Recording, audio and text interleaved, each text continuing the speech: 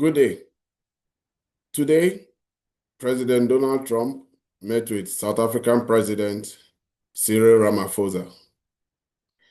The meeting was supposed to be one where President Ramaphosa would lay out South Africa's argument against recent sanctions placed on South Africa by President Donald Trump.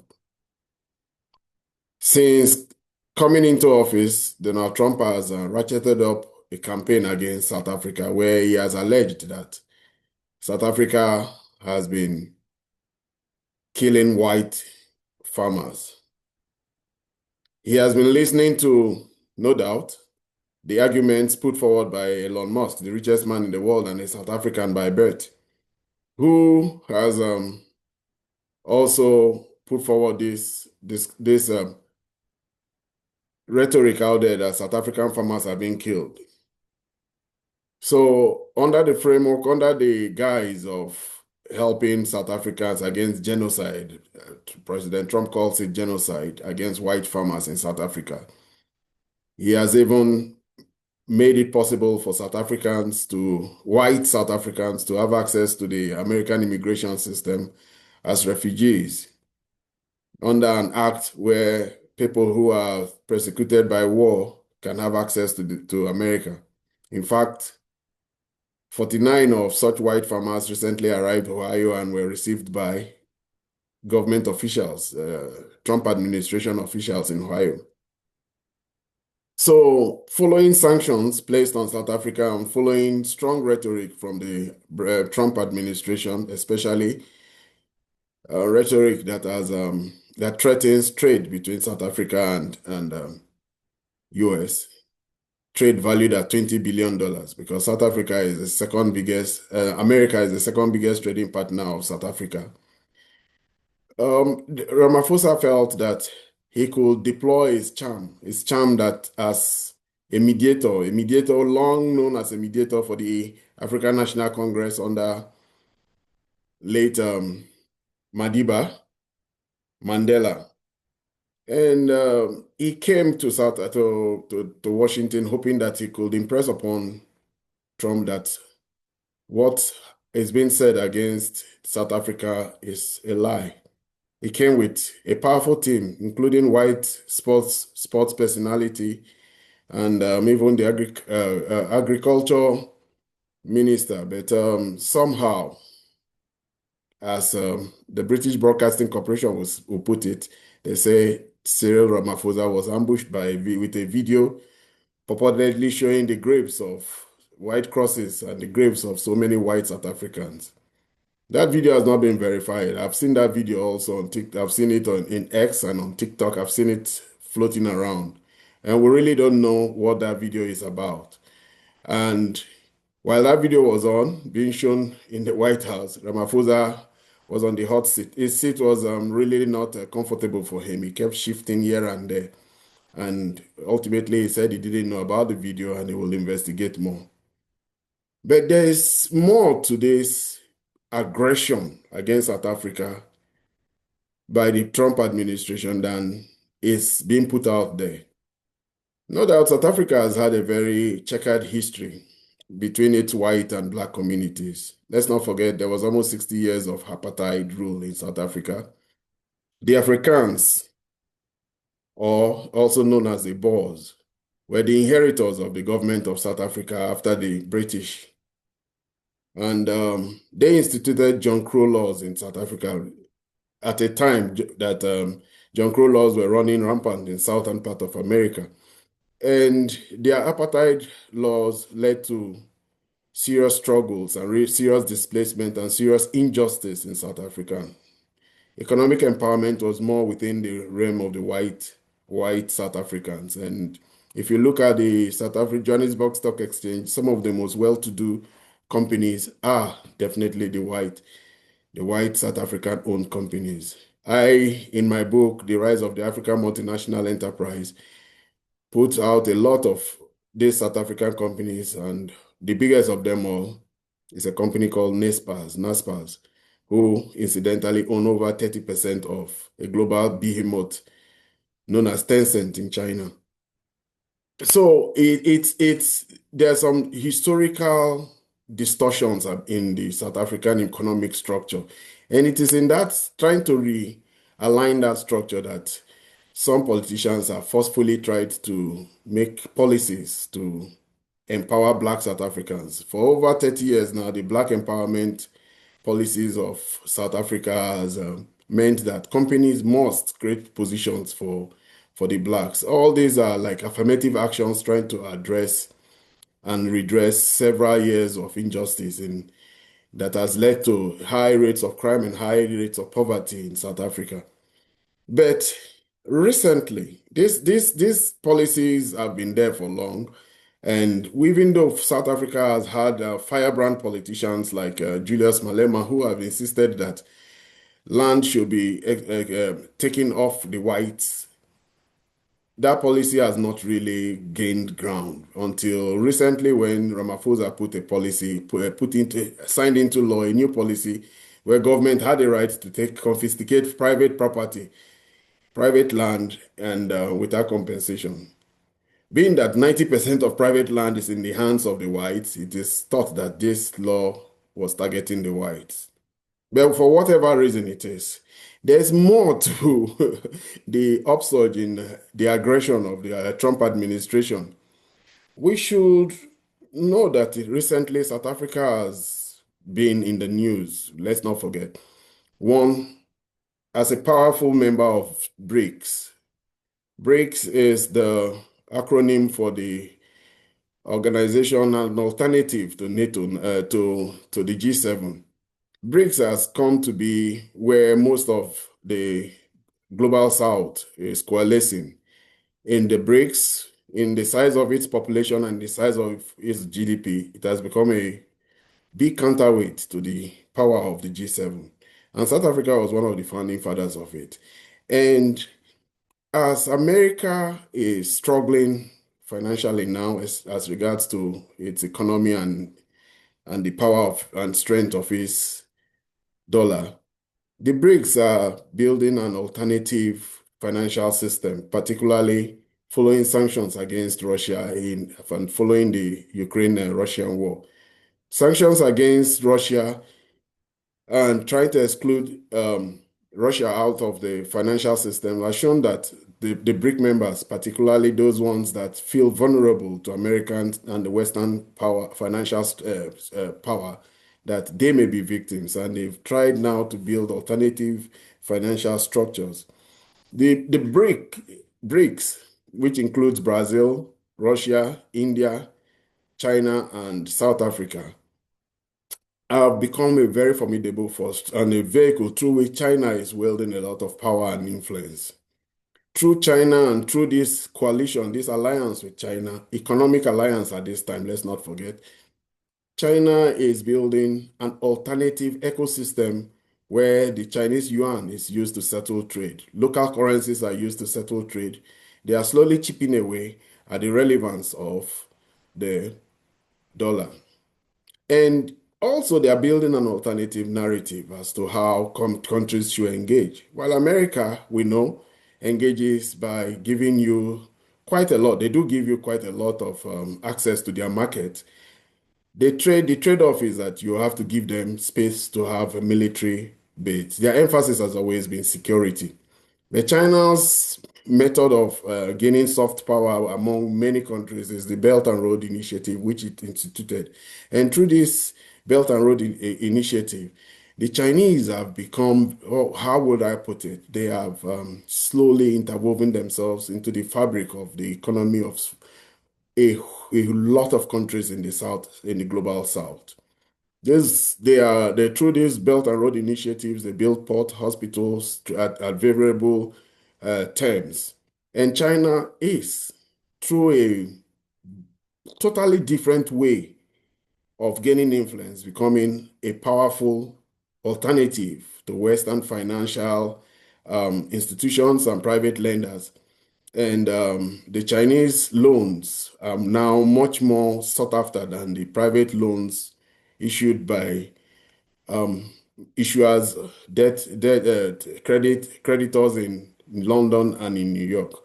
This has been and is a clear and present threat to very financialized markets like that of Britain and that of America. Very, very financialized economic systems where the dollar and the preeminence of the dollar and the preeminence of the New York Stock Exchange and the financial markets in London and New York are very, very important to that reality. So South Africa being a very staunch member of BRICS is a problem. And in this time and age where there is a concerted effort to contain China, it is imperative that they start, how will I put it, whittling away at the power structure of BRICS. South Africa has presented itself a very to be probably in the reckoning of the Trump administration, maybe they are the weak link in the whole equation. I remember the Biden administration did all it could to try and seek the friendship of the Indians, especially as they saw an opportunity when India and China had a fractious relationship following a border crisis.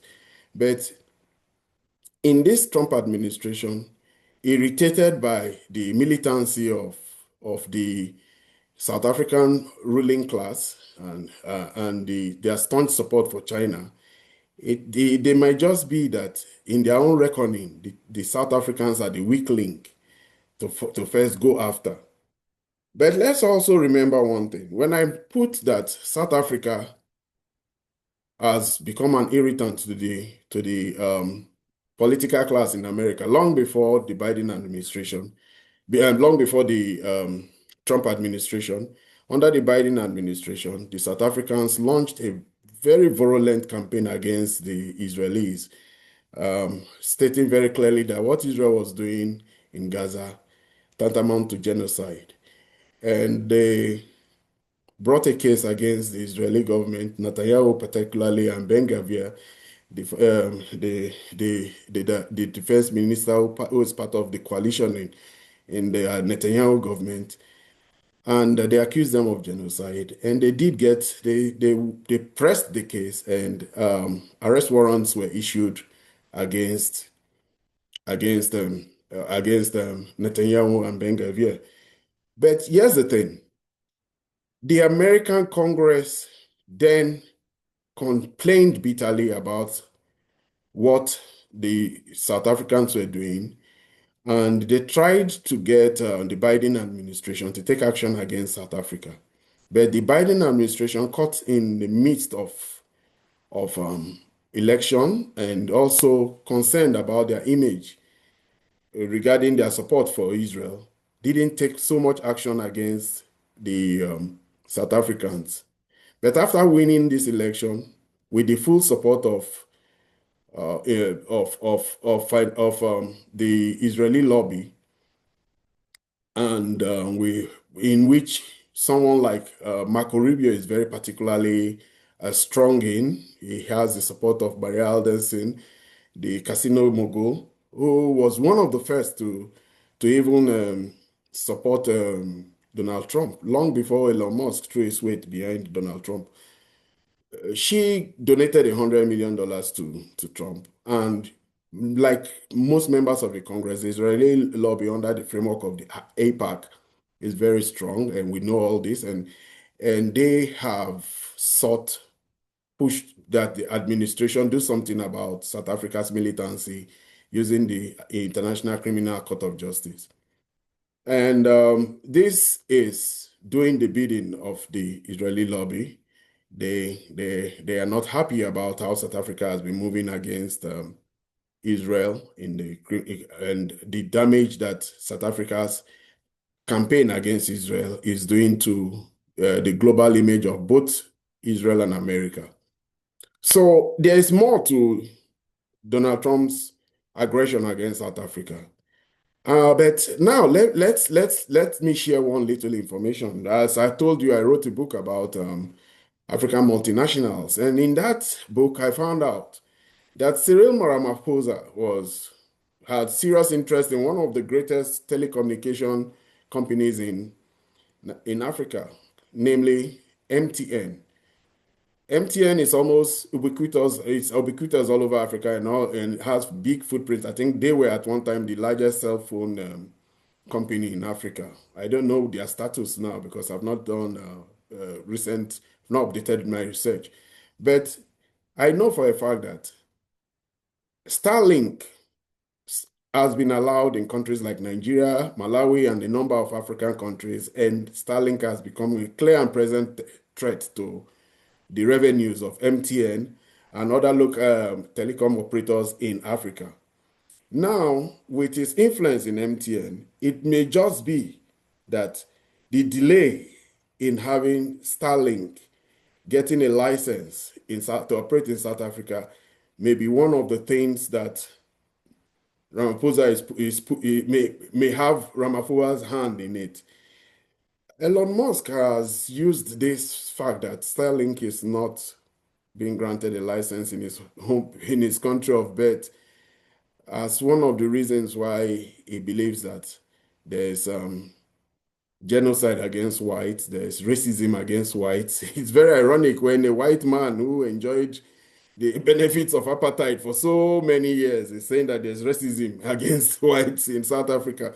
But that's what he believes. He believes strongly that there's racism against whites in South Africa, and he's being so close to Donald Trump, he has put those thoughts in Donald Trump, and it ties into Donald Trump's need to be seen to take action against South Africa. So Ramaphosa has his hands full. I don't know if he will be able to, by himself, survive Donald Trump's assault and the Trump administration assault. If you ask me, it's a foolhardy enterprise if he continues to try and find reason here. He won't see it. The whole Congress is against South Africa. The whole political class, bipartisan, is against South Africa. South Africa will not get sympathy anywhere. And with a powerful lobbyist like Elon Musk against their cause, for either his own reasons or for the reasons that he needs to protect his own people back home in South Africa, I doubt if Ramaphosa is going to get any justice for South Africa in America. The lobby of Israel and the need to contain China are two strong forces that have bipartisan support. So if I was to advise Ramaphosa, I will suggest that much as he is trying to protect $20 billion worth of trade, much as he's trying to protect the AGOA status, African Growth and Opportunity Act status of South Africa, much as he's trying to maintain a balance between a second most powerful trading partner and the first most powerful trading partner of South Africa, it just is a lost cause. As long as Donald Trump is president and Elon Musk is there, anything he does will not be seen as being good enough. A chicken, as we say in Africa, can never get justice in a court presided over by, a cockroach, forgive me, a cockroach can never get justice in a court presided over by chickens. South Africa is in the wrong place looking for. And Ramaphosa will do himself a lot of good by just going back and strengthening the resilience and making his South African economy more robust and giving more opportunities to the people that need that opportunity in growing its economy. We are the other people who are investing. It should concentrate on those who already are in South Africa investing, those who have helped make South Africa the biggest economy in Africa, those who, despite geopolitical tensions, see the joy and beauty of recognizing that South Africa is the largest platinum producer in the world, almost the largest gold producer in the world, the full resources of its natural resources, home of the Bears, and home of so many, many powerful institutions that they have given the world and continue to give the world. So I think Ramaphosa is not going to get any justice in America. It is a failed trip. It will not succeed in any way whatsoever. he better off go back to South Africa and build South Africa and maintain his relationships with the friends that are going to protect him and are already protecting him, and be a member, a good member of the group from which he has derived a lot of influence and power, and that group is the BRICS. Already South America has said they won't be part of the G20. South Africa is the chairman, Ramaphosa is the chairman of the G20, but America, the leader of the free world, has said they will not be there because of Trump administration's antipathy towards South Africa at this point in time. I sincerely think that Ramaphosa should focus on the friends he still has, but not bother less about the ones he has lost. Thank you. If you followed me to the video to this point, I thank you. Subscribe. I will urge you to subscribe. It will encourage me to continue to put out videos out there. Share, like, make comments. It's a slow burner, but like I said, geopolitics is my forte. I will tie in the strings and tell you the hidden hands and the interests that push global events. That is my strength. That's what I've always been good at. And I will, if you give me the encouragement in helping the algorithm to push our message out there, it will feed. It has a feedback loop, and it will make me bring out more. Thank you for being with us to this time. I look forward to seeing you the next one. Have a good day.